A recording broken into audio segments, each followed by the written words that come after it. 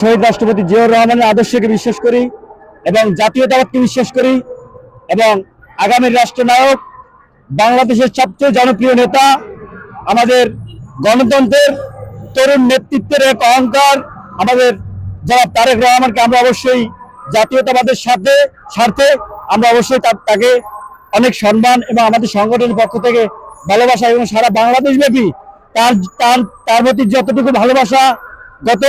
17-18 বছরে বাংলাদেশে প্রতিষ্ঠিত হয়েছে তা আমি স্বৈরাচারী শেখ হাসিনার বিরুদ্ধে একটা কথা বলতে চাই। আপনি বলেছিলেন যে তারেক রহমান যদি সাহস থাকে বাংলাদেশে তুমি আসো, আজকে বাংলাদেশে তারেক রহমান ঠিকই বাংলাদেশে আসছে। তুমি ঘুরে আছি না ভারতে অবস্থান করছো, তোমার যদি সাহস থাকে তুমি বাংলাদেশে অবস্থান করো। এই মুহূর্তে তোমার কাছে আমার বিনীত অনুরোধ থাকবে। আর বাংলাদেশ জাতীয়তাবাদী তারেক জিয়া প্রজন্ম দলের পক্ষ থেকে আমি কেন্দ্রীয় কমিটি এবং ঢাকা মহানগর এবং বিভিন্ন জেলা কমিটির সকল নেতৃবৃন্দকে আমি উদাত্ত আহ্বান করতে চাই,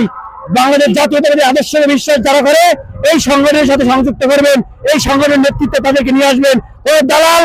18 বছর গত 17 বছর যারা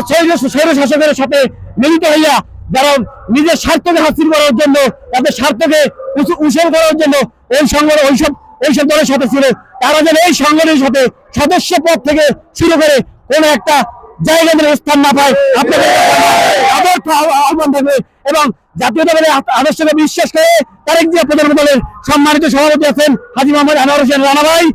আমরা তার দিক নির্দেশনা অনুযায়ী আমরা বাংলাদেশের 64টি জেলাকে সুন্দরভাবে সাজাবো আর আমাদের নেতৃত্বকে সুন্দরভাবে গড়ে তোলার জন্য আমরা অবশ্যই সেই চেষ্টা চালিয়ে যাব। বাংলাদেশের 64টি জেলা বাংলাদেশ জাতীয়তাবাদী তারেক জিয়া প্রজন্ম দলকে যেন সুসংগঠিত করতে পারি, সংগঠনকে যেন আরো বেগবান করতে পারি, সেই লক্ষ্যে